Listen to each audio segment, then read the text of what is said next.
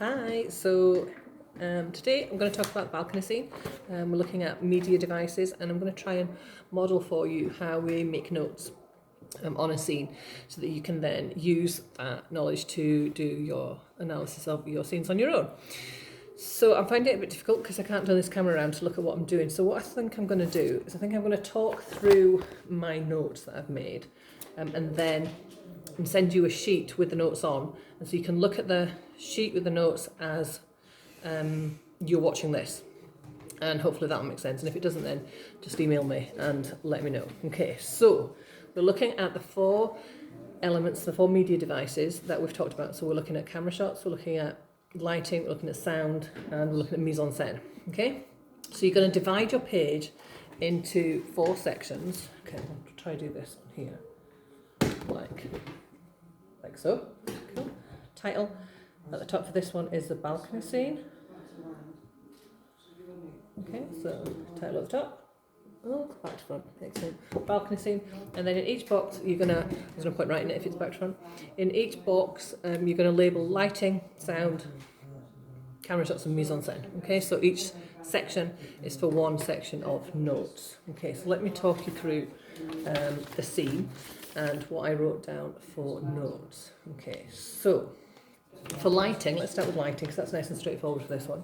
Obviously, when Romeo enters Juliet's back garden where the swimming pool is, it's all very dark.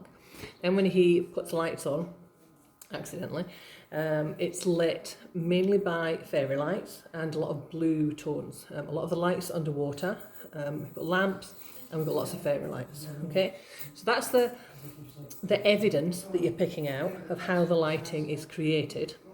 But the impact of that is your analysis part. So the fact that there's fairy lights there, that creates a kind of feminine, kind of gentle atmosphere. You might see it as a bit of a romantic atmosphere. It's very kind of soft. And the same thing with all the lights underneath the water. You get the light rippling on the reflection of the water. It's very soft and it's very gentle. Okay, so there's no harsh lighting. Very gentle, creates a kind of romantic atmosphere. And that continues all throughout the scene. It doesn't really change at all very much. So that's the main thing you need to know about lighting to start off with. So it's nice and straightforward. Okay, let's go to camera shots next. Okay, so initially Romeo goes in, he stumbles over all the furniture, and then he climbs up the trellis up to Juliet's balcony.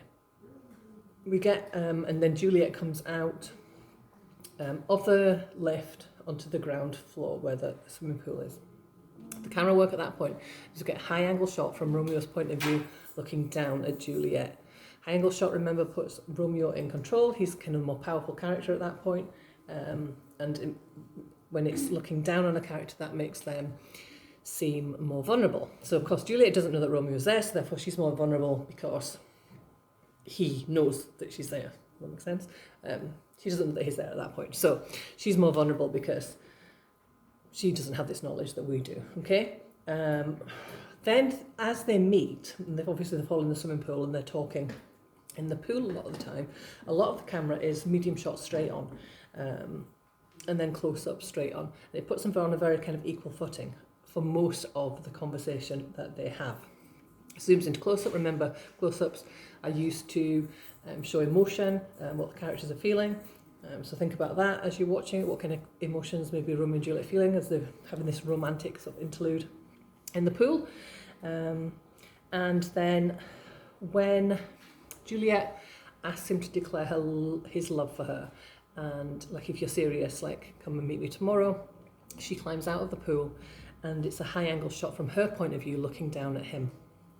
And from that point onwards, that's mostly how it plays out, with Juliet having either the camera from a low angle from Romeo's point of view looking up at her, or from her point of view looking from a high angle shot looking down at Romeo. Okay, so from there on, Juliet, and for a lot of the scene actually, Juliet is in control, which we'll look at a little bit more in the mise-en-scène and we'll look at dialogue. Okay, so that's the main things for the camera shots in that. It starts off with Romeo gets high angle shots looking up at him because Juliet doesn't know that he's there, but then quite even throughout the conversation in the pool, but then it ends with a lot of camera shots looking up at Juliet. You might say, well, that's just because she goes back up to the balcony, so it's like natural to look up. But you have to remember that the director does all of these things for a purpose. It's not just by accident that the camera is looking down on Romeo. It's because he wants to show that Juliet's actually in control at that point. And Romeo's doing as he's told, like, you know, when will you send for me, and all that kind of stuff. So yes, that's what we need to know on the cameras for that section. Okay, let's go on to sound. So for each of those, you would have noted those in your little section on your page that's been divided up. Okay, sound.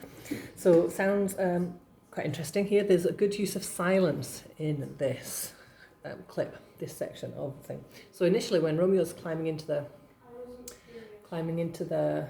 pool area, it's all dark, it's very silent. There's no music playing, where you think there might be music playing to create atmosphere.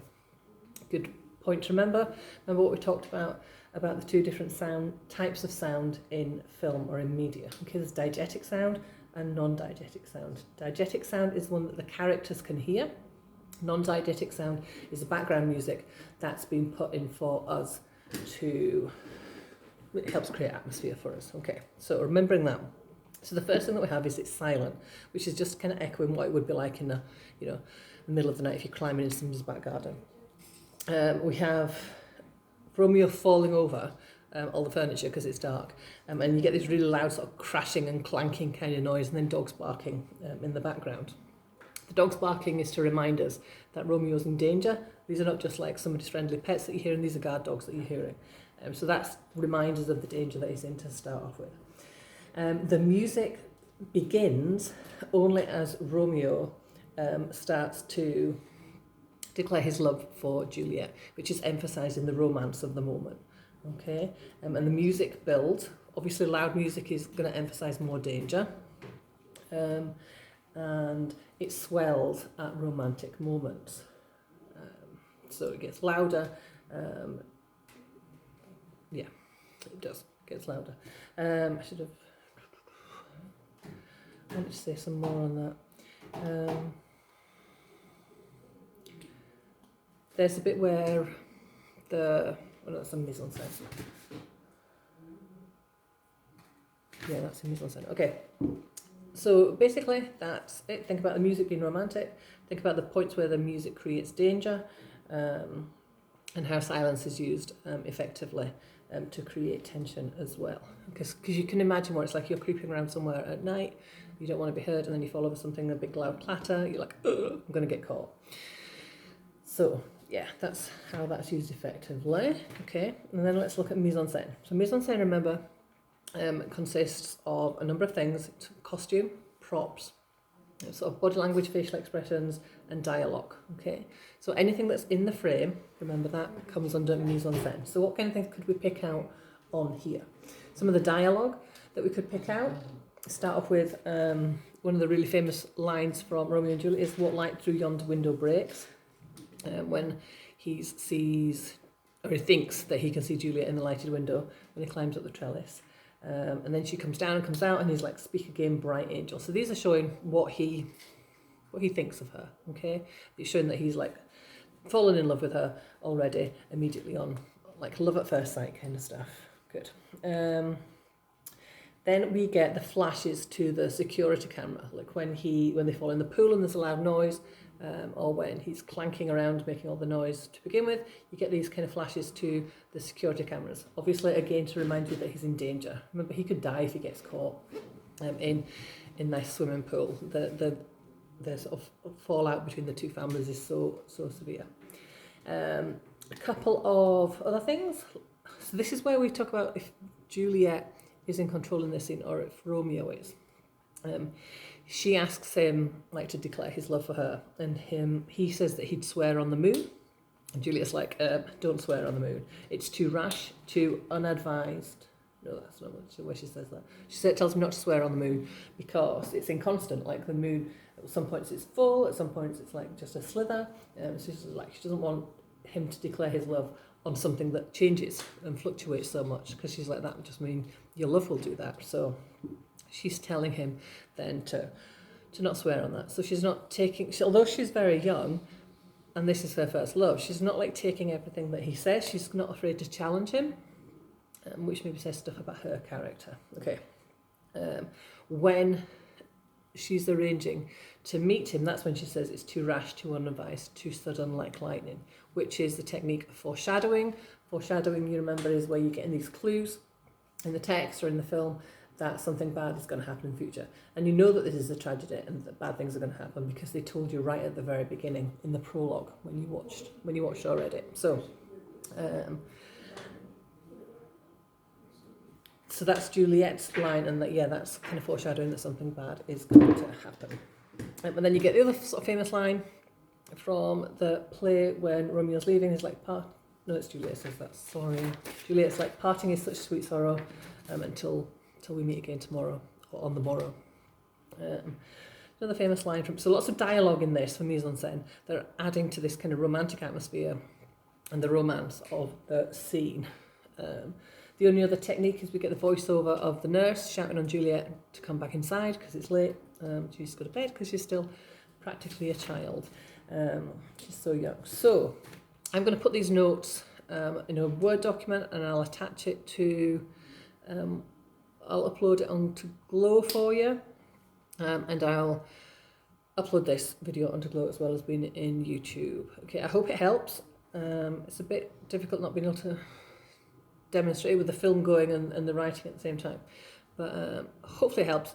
If you've got any problems, just email me and let me know, and I'll try and explain it in any other way that I can. The main thing to think about is the notes that you're making are going to be relating to Romiette's fatal flaw. Okay, so like in this balcony scene, what is Romeo's fatal flaw? You've already thought about that. Is it his impulsive behaviour? Is it that he falls in love too quickly and too deeply? You have to decide, and the notes that you make will vary depending on what focus you want to take in your essay when we're finished making the notes. Okay, cool. I'll speak soon. Bye.